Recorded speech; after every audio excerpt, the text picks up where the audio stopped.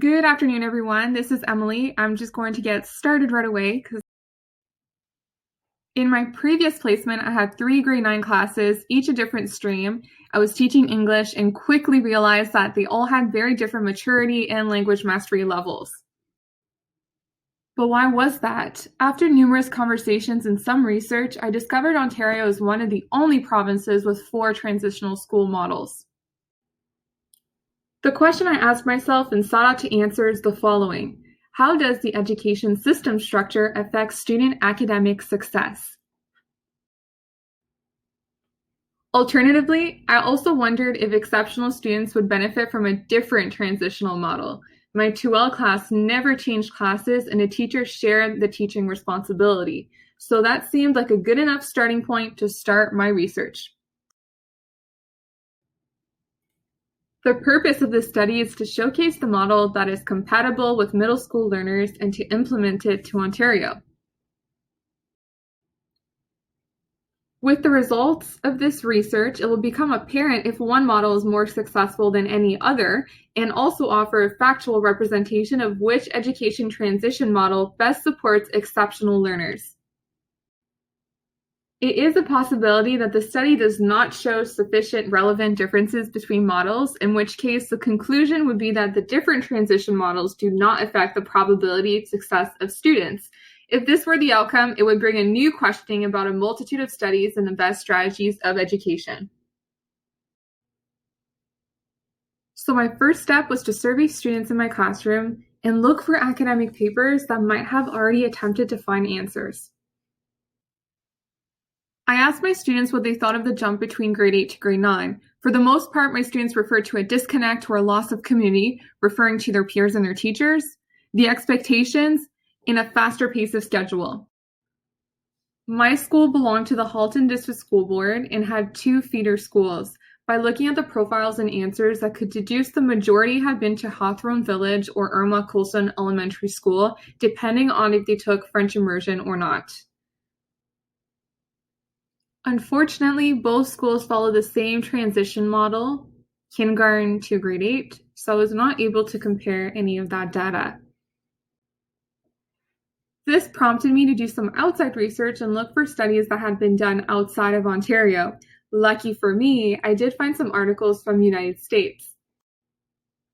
My most significant find was John W. Altho's study from University of Missouri titled Achievement Loss Associated with the Transition to Middle School and High School. The author compared 3 groups of 16 school districts in his ex post facto study. A statistically significant achievement loss associated with the transition from elementary school to middle school at 6th grade was found, as compared with the K-8 schools. Additionally, the achievement loss in a transition to high school is larger for middle school students than for the K-8 elementary school students. High school dropout rates were also higher for districts with grades 6 to 8 middle schools than for districts with K-8 elementary schools.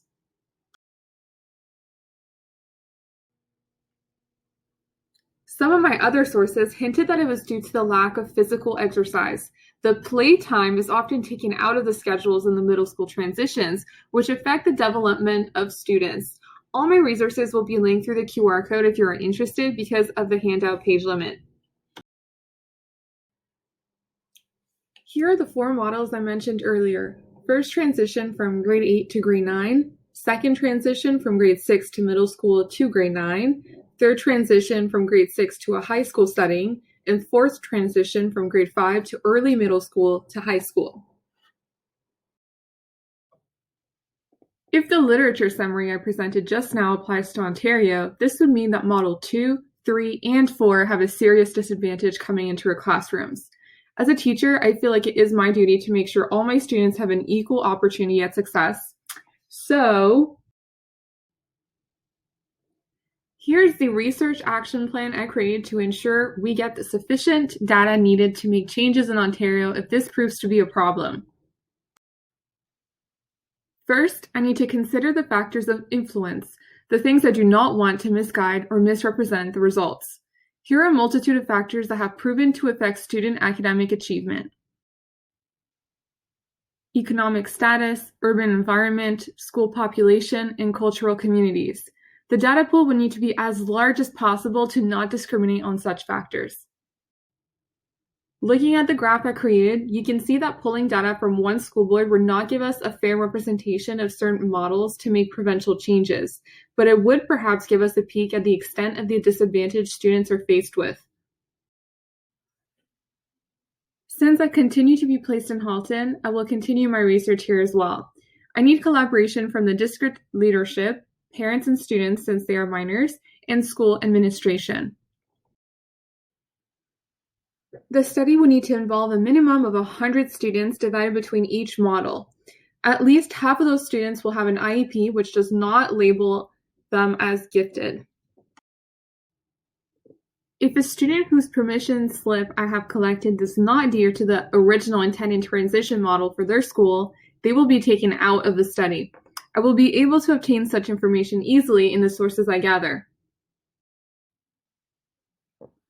The sources I gather and analyze will be using the following 3 data sources: provincial report cards, student track records, and AQAO results. The OSR will contain information such as the provincial report cards and the student's school history. To adhere to the ethical standards, I will guarantee my pledge to the 3 core principles of research ethics as outlined by the Government of Canada: respect for persons, concerns for welfare, and justice. The anonymity of all persons will be guaranteed as participants will only be finalized after the collection of information. Their names, personal information, and schools will remain confidential. Data will be categorized by student type, school board, and transition model. Since all of my sources can be collected as soon as the end of grade 9, the collection period would only take 1 year. Triangulation of the data will be attained by comparing the 2 sample types, resulting in cross-validation of data and the capture of different dimensions that might be observed in further research, such as mathematics. Grade averages from the participants' last educational institution, so prior to high school, will be compared to their grade 9 averages. AQAO scores will then be contrasted to model category averages. By capturing the above evidence of student academic success, a conclusion can be drawn. I'm running out of time, but I would like to say that as a future educator, the design and collection of evidence which supports this study would help transitioning students focus their attention on learning. It is our focus to make a safe, positive learning environment for all of our students. Personally, these outcomes would impact my pedagogy and the students' learning in my classroom by making me include more physical exercise and games in my classroom, especially if I teach in a middle school. I will share this information with my colleagues and department members in hopes we can limit the impact of transition on students. Thank you for your time and attention.